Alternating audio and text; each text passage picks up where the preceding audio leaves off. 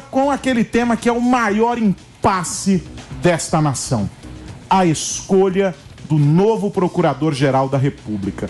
O que se sabe é que o presidente Lula está insatisfeito com as pressões por indicações para a PGR, a Procuradoria-Geral da República, e para o STF, o Supremo Tribunal Federal. Aliados dizem que a busca para a vaga da PGR é por um nome que possa representar o meio termo. E claro, que não crie problemas para o governo. Afinal de contas, a PGR é um meio do caminho importante ali para fazer avançar ou não questões sensíveis, não só para o governo, mas para o presidente, inclusive. A disputa está em torno de Paulo Gustavo Gonet, Mário Luiz Monsaglia e Antônio Carlos Bigonha e Carlos Frederico Santos. Já no caso do STF, está Flávio Dino,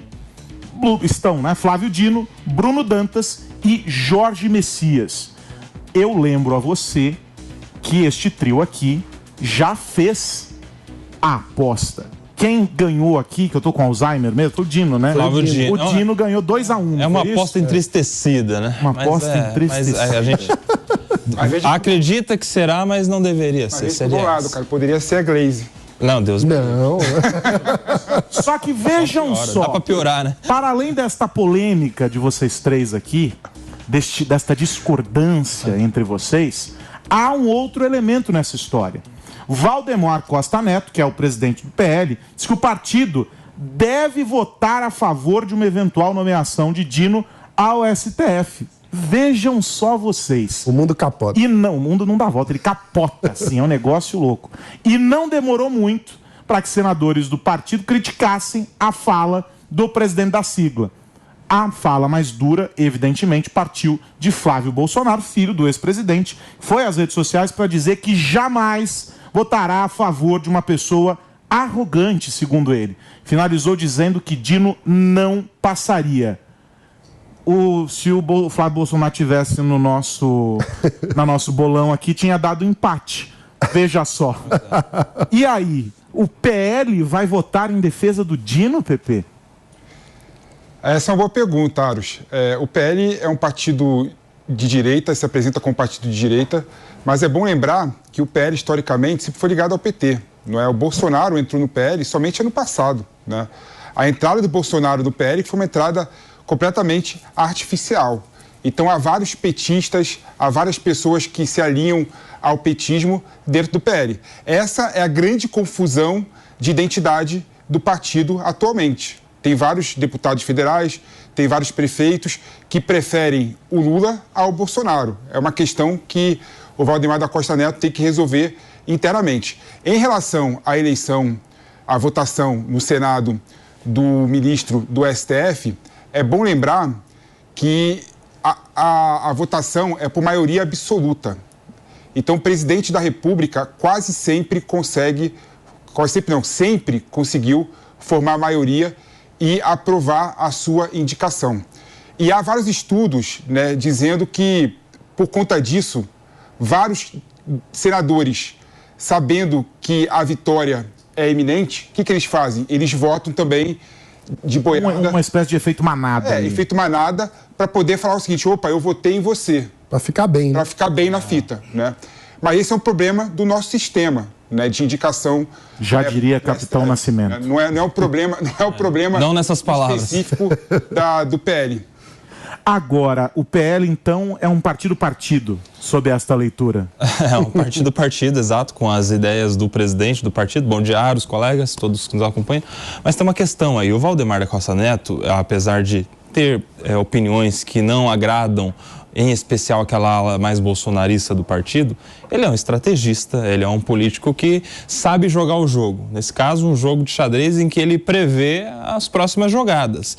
Talvez ele não diga que vai apoiar para que o Dino passe. Ele diga que vai apoiar porque sabe que o Dino vai passar. E aí ele precisa escolher as brigas que ele vai entrar. Então, uma vez que, diante do cenário, tendo essa ideia de que provavelmente passará no Senado, nada melhor do que participar desta aprovação e depois cobrar o apoio do ministro Flávio Dino, não necessariamente com coisas boas, mas simplesmente com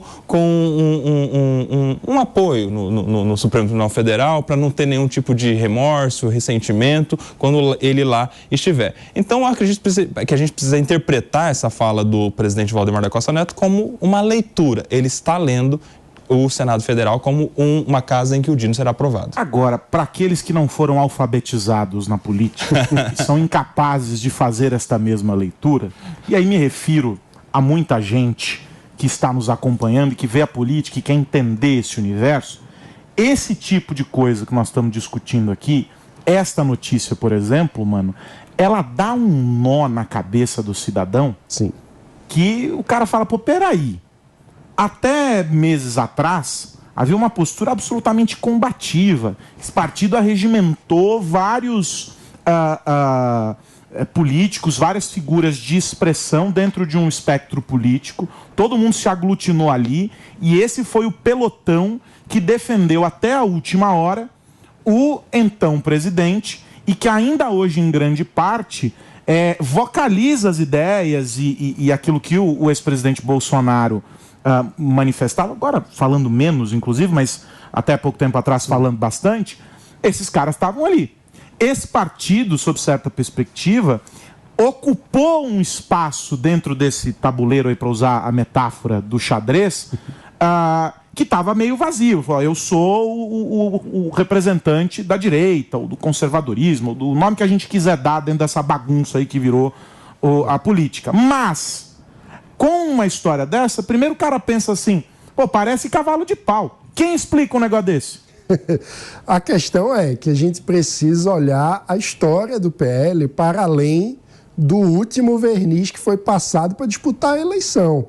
E aí eu vou discordar do PP, que falou que o PL era um partido de direita. O PL tentou se vender como um partido de direita, mas o PL, e se vender é uma boa expressão, porque o PL é um partido fisiológico na sua essência. É liberal, mano. É um partido liberal. Não, pelo amor de Deus, é um partido que envergonha a história do liberalismo brasileiro ao colocar o liberal no nome, porque sequer sabem o que é liberalismo no PL, desde os tempos em que Valdemar Costa Neto era um sócio do Lula naquele primeiro esquema. Tem um detalhe aí, mano, um parênteses. Você sabe que o PL era PL e quando se aproximou do governo Lula, a ponto de fazer parte da base nos governos anteriores, mudou inclusive o nome para não parecer de direita. Né? PR. Virou PR e depois que essa coisa acabou, voltou a ser PL.